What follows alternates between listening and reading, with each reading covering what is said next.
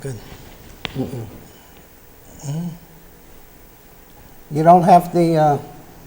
Oh yeah, do the banner. There we go. All right, you can go. Hello, listeners. My name is Charles Scott. Here we are again this fine weekend. I'm here with my son, Charles Scott Jr. How you guys doing today? And the name of the program is called Can We Talk? Every week we give you some information as to what you can do to help your decision on as far as buying a house a little easier, and also we tell you a little bit more information about the economy and some of the things that are occurring from week to week. Yes, very true. And as you see in the past week, a lot of things have changed. Like we say every week, but things are changing. But we are monitoring those changes because, we want to keep everybody informed. What's happening right now is that the world is going through many changes that, people say history repeats itself. But I think some of the things that I'm seeing, I've never seen before.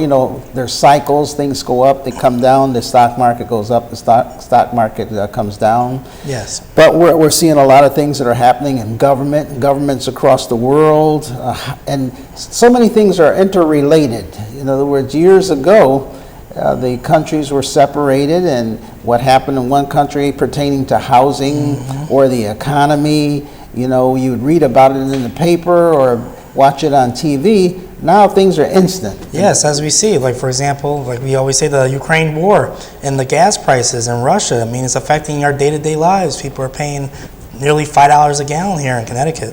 Everything happens and overnight. In other words, it's like you talk about gas prices. You see something happen, and the minute you see it happening, the men over there on the ladders are automatically changing the price of the gas. Yeah. And the guy across the street, he's changing the price of his gas. So that, you used to be able to go to one gas station and everybody would say, well, this gas station has the lowest cost gas. So you go to another city or up the street or around the corner. Now it's like they're all on the cell phone talking to each other, and everybody raising the price at the same time. They all stay around the same price. We see that. And we're seeing that happen also in the world as far as finance. As I said, we're in real estate, and we see it happening where the interest rates go up, and then all of a sudden the banks follow. Yes, right. What do you see in the past 2 weeks? We're seeing interest rates approaching 6% right now. And, we haven't been that high in over a decade. But we still encourage people to buy. Why? Because the alternative is to pay rent, and the rent's going up also. It's not like there's a safe haven where you say, well, I'm not buying a house because I'm going to stay where I am and rent. So the rent goes up, and now in many cases the rent might be going up maybe even higher than what you're paying for a mortgage. Oh, most definitely. What we see, most people see after they get pre-approved, they come to us and they say, they look at the numbers and say, wow, my mortgage is this? I'm paying more in rent now than what my mortgage would be. So I encourage people to still go out there and buy. We had a lady that came in this week, remember? Yes. And I was encouraging her and showing her and figuring out how much rent she's paid and how much she will continue to pay, and explain to her the main thing is her mortgage is a fixed rate. That means that the principal and interest on that mortgage will stay the same from the first day to the 30th year. So you don't have to worry about the rates going up. Exactly. Unlike rent, when every year you renew your lease, there's a chance your landlord might be bumping the rent up. I have people that I even talked to today who called me and said, oh, I see where the interest rate went up. What's that mean to my mortgage? Is my mortgage going to change? I said, no, you have a fixed mortgage. It will not affect you at all. Not at all. So you're good. And they're like, oh, thank you for selling me this house. I don't have to worry about that. All my friends' the rent's all going up, and they're worried about what they're going to do. I said, well, no, you don't have to worry about that. Everything is going to stay the same. Exactly. And like we say, when you're rent, you're paying the landlord's bill. You're buying the house for the landlord. And when you have your own house, you're paying the mortgage every month. You're actually going to be building equity. So when you go to sell that house, hey, you're either breaking even or possibly making a profit. Right. So there's a lot of things that are occurring right now in the financial industry. You see what's happening with the cost of goods. Cost of goods have gone up, and until they replenish those supplies, you will see the prices will stay up. We went by a car dealership the other day, and I looked over and I saw practically no cars, and I had to go and look to see if they were going out of business. But it's just a matter of trying to get the inventory. And I have a friend of mine who purchased a car 3 months ago and still waiting for the car. Still on order. Still, I said to her, I said, well, you know, by the time you get the car, it's going to be a used car because it'll be a year later, so it'll depreciate you. Yeah, You true. can trade it in for a new bike. Right? Be a year before you get it. But, you know, no matter what, with all of that, it's still a good time to get out there to sort of see what the rates are going to be. We don't encourage you to not do anything. To do nothing means that you then are a recipient of what happens. Exactly. We tell people to go out there and, you know, possibly, this is actually one of the best times to find a deal right now. That's right. Yes. That's right. Now is a good time to find a deal. And you say, well, why would now be a good time to find a deal with the interest rates going up? Because also occurring with that, you have some sellers out there that are reducing their prices. Yes. And they're reducing their prices. So you want to look, you just, more than anything, you got to have an experienced person working with you. Someone Yes. who knows the ins and outs of no matter what it is that you do, that can give you financial advice. There's no guarantee in any of this, but No. you know, you try and figure out what you're going to do. And even when it comes to investments, we encourage everybody to diversify. Yes. If you want to do, if there, you know, we give you some advice today. I would say that, you know, they always tell you to diversify your portfolio. Don't go strong in just any one thing. No eggs in one basket. All That's your right. eggs. Don't just do one thing. Yes. Many of the people that we're addressing out there today, you may have 401ks for your retirement. And I'm amazed at how many people have 401ks and they never ever look to change the 401k around to suit the economy. Exactly. By that I mean you have your 401k, if it's invested in different types of investments, you should sit down with whoever it is that's giving you advice and decide what's best for you. Maybe you want to put some money here, some money here. You change it around here, change it around there. But you have by taking an active role in it, the economy changes. So maybe you want to change. And even with your own life, you got to figure out ways of diversifying so that there's always an up and a down. I always tell everybody, figure out what's the advantage. What's trending at this point? What can I do to make money now versus, you know, in the past? But what I was going to say, what we were going to talk about also today is our home series as far as fixing up your home. In the last 3 series, we talked about some of the things that you can do. Living room. Now we're going to cover today's the basement. Exactly. What we're doing is basically laying a foundation if you have a home out there, and if you want to add equity to it or add value to that particular house. These are a series that we can tell you some things that you can do to increase the value of that property without spending a ton of money. Yes, cost-effective strategies. Exactly. Now, how does that help you? Well, if you're looking to sell a house, it'll increase the value of your house. If you're not looking to sell the house, then it's increasing the equity. What's the equity? It means your house is worth more. Exactly. You can go in that house, you look in the basement. It may just be a bare basement, concrete floor, you know, let's say wood panel walls. You see that a lot in some basements. You can look at that and say, maybe I should buy this house and fix it up myself. Don't look for the house that's already completed, because then you're paying for their improvements. Right.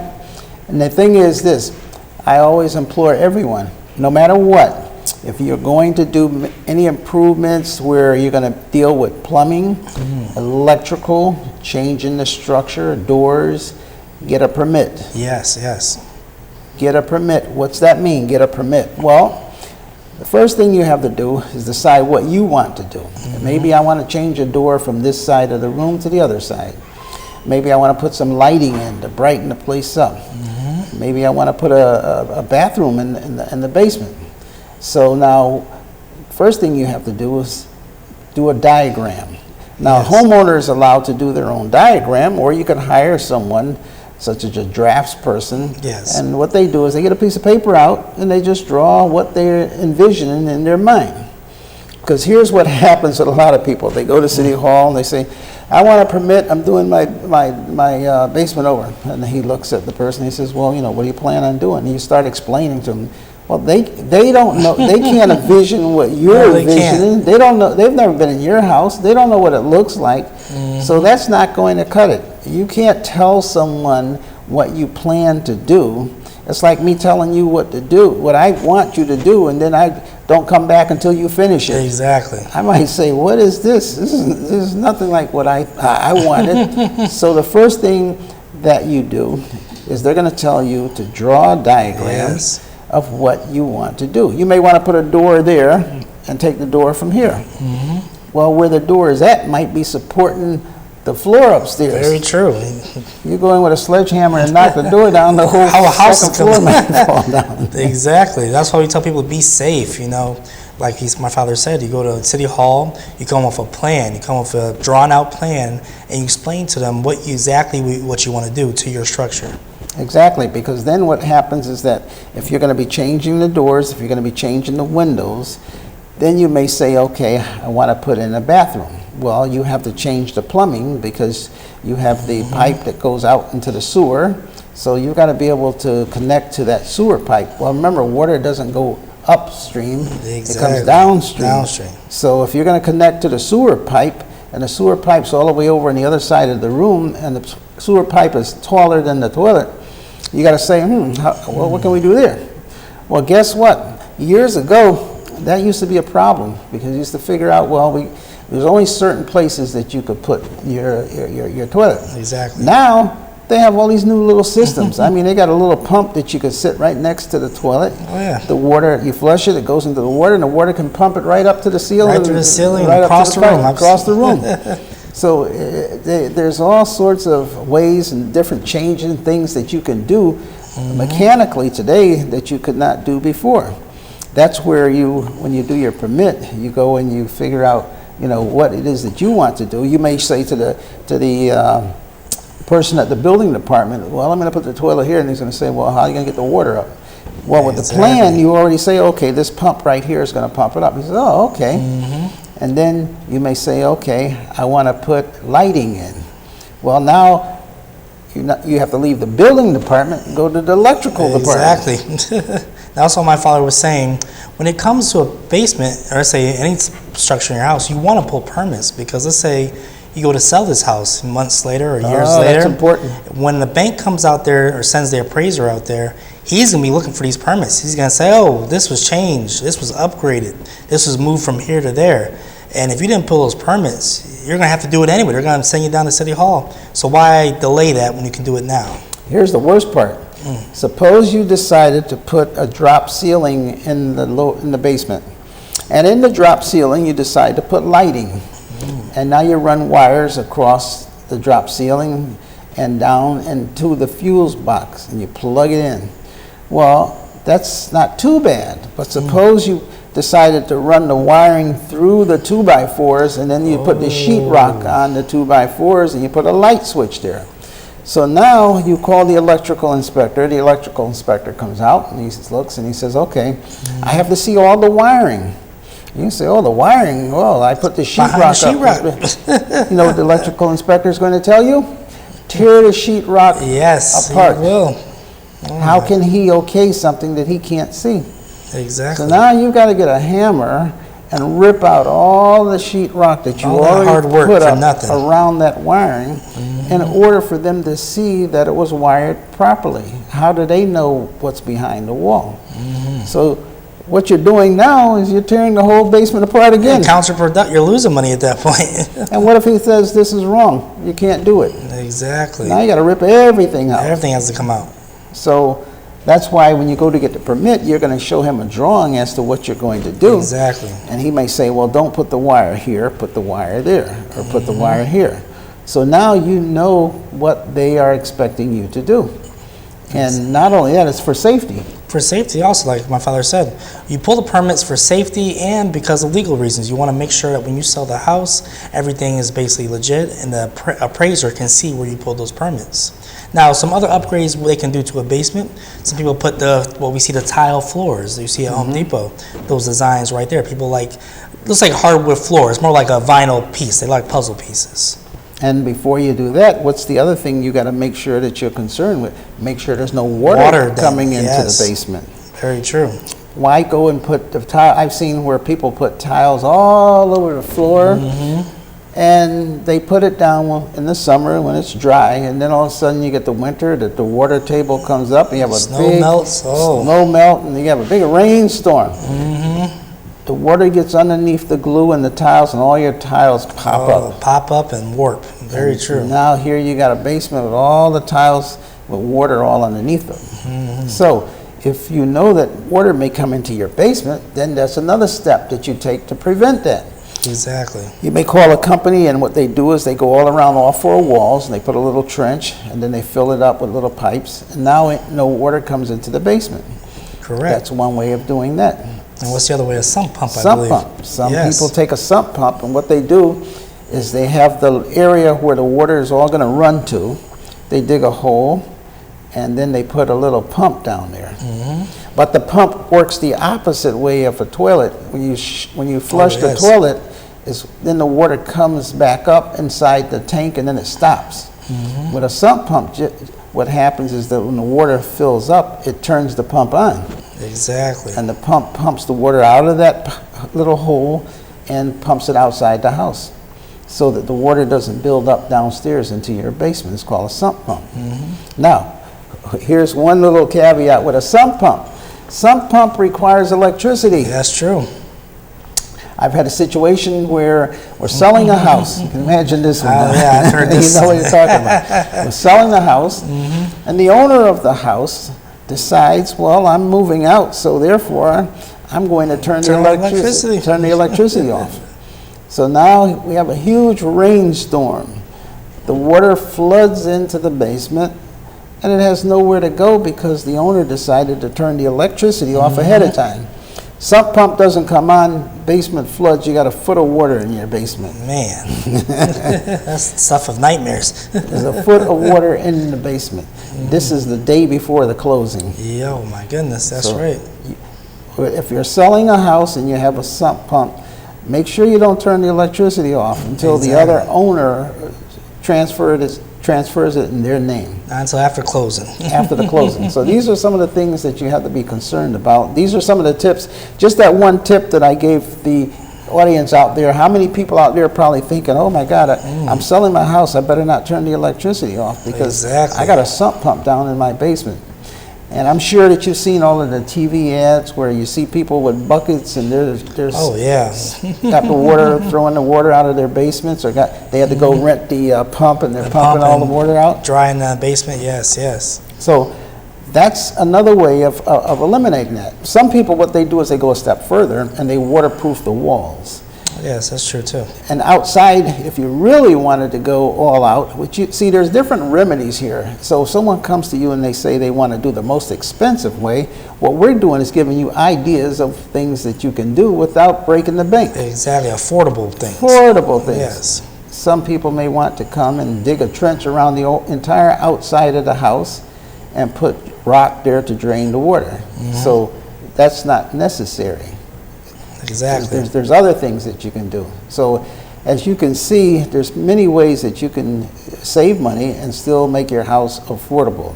Exactly. Now, we were going to stick on the basement, but what a basement mean, there's certain things we've covered already. The floor, I would say the wood panel, you can just paint the wood panel, paint that. Well, I would say, I wouldn't say white. We see a lot of grays now. Everybody loves the gray paint. Everybody loves that off gray. Oh, they love that. The gray floor tiles, the gray walls. People love those colors, and actually that's more, curb appeal, not curb appeal, but attraction for your house. Because you got to think about it, people look at these houses on apps like Zillow, Redfin, that's their first impression of the house, or actually the photos. And they like the photos, and they scroll down, they read the description, they say, oh, maybe we should go see this house. Now another thing too is that for the older generation out there, everybody loved carpet. Carpet was the biggest thing going. You see all of the ads on TV, buy one room, get one room free, one day and the carpet's down. And, that used to be the old thinking, and it still is if you like carpeting. Yes. But today's generation, they're concerned about asthma. They've been taught all about carpet stains. You gotta clean it, maintain it. If you got a pet. Oh, if you got a pet. Oh my goodness, you got a pet. Oh man, accidents. Accidents, and Very true. And you got the dog, you got the cat, and all of that. but more so with carpet, and people are concerned if their small children have asthma and they're sneezing and coughing. So people like hardwood floors. And what people don't know is they'll go in some of these houses. You know, if you're in the house, go in the corner of the house and see if you can peel up the carpet. Sometimes there's brand new hardwood floors underneath some of this carpet. Exactly. You're like amazed, like, wow, never been touched. You shine it up, it looks beautiful. And that's real hardwood floor. They don't make them like that no more. I'm glad you brought that out. Yes. It's amazing, but my son is right. A lot of the homes, years ago, when they built the homes, they put nice, shiny hardwood floors throughout the whole house. And then the people moved in, and they went and had the whole house put new carpet throughout. Wall to wall. Yep, and I remember that. I remember those days, and I thought that, you know, I remember my uncle and my aunts had homes, and oh man, I used to love to go in there, and whoever had the thickest carpet, it felt like you were just, you know, gliding along. You take your shoes off and walking in your socks, and it was nice and soft and bouncy. And I said, oh, and we used to even judge the homes by how expensive they were, by who had the thickest carpet. Oh, yes, yes. Not knowing at that time it wasn't the carpet, it was the foam underneath that gave it the bounce. Yeah, that's what gives it the comfort. The padding, they called it. The padding, yes, That's what you paid for, was the padding. You'll feel some carpets feel like you feel like you're on concrete. Right. The cheaper ones. So now, many of the homes that we go into, and you know, we sell, people say, oh, I want hardwood floors, and we go into a corner and we pull up a part of the carpet. Guess what's underneath there? Hardwood floors. Hardwood flooring. So don't be fooled by that. There's a lot of these homes have hardwood flooring that's already underneath there, so you can improvise and pull out the carpet and shine up the hardwood flooring, and it's already there. And that adds, it's amazing how things turn around and things go around. Oh yes, definitely. But what was another thing we saw? A lot of houses you'll see, if it's a dated house, wallpaper. You see wallpaper in certain, whether it be the bathroom, bedrooms. Exactly. And honestly, wallpaper, you don't see that in new construction. People want white walls, gray walls. So if you have a house, you see the wallpaper, you know, maybe someone may not want to buy that house with the wallpaper, but maybe you should, because then you can go in there and change it. Exactly. And make it what you want, or make it what you think will have a better resale value down the line.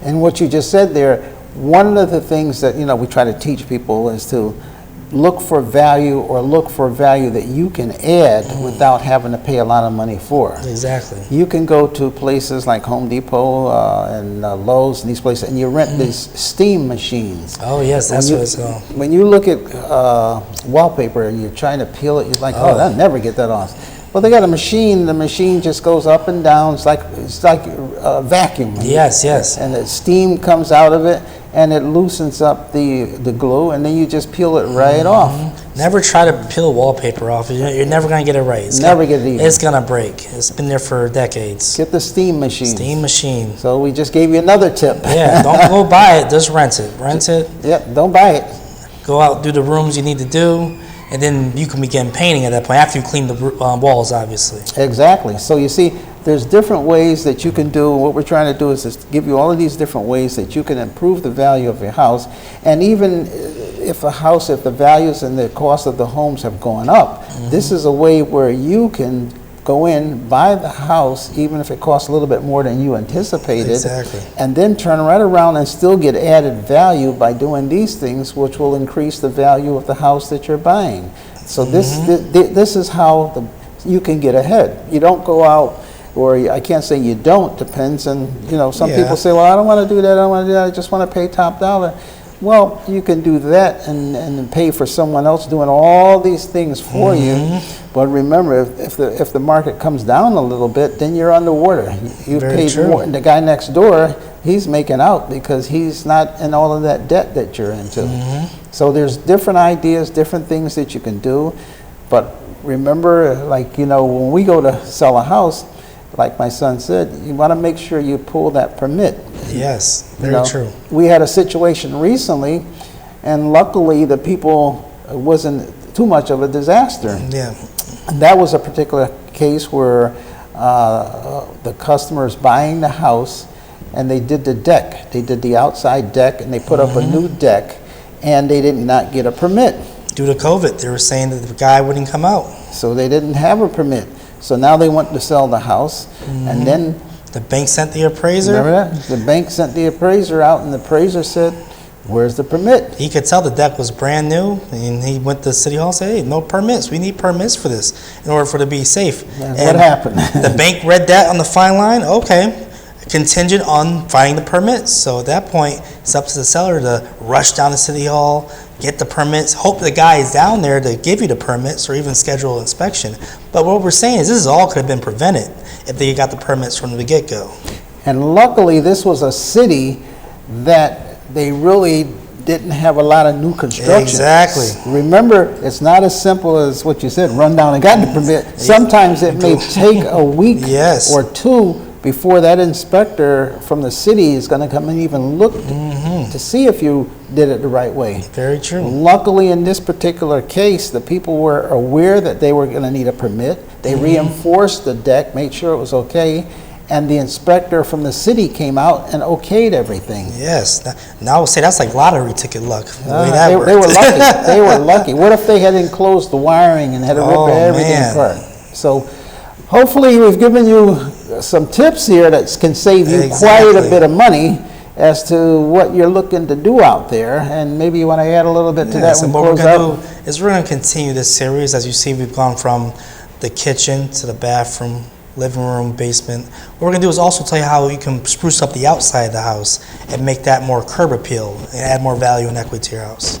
So until next week, hopefully today we've given you some insight, and we want you to consider it. Go to YouTube, look up our website, look up some of our other previous sessions that we've had, and you can look up Tri-State Realty. Again, this is Charles Scott Jr. Until next week, God bless.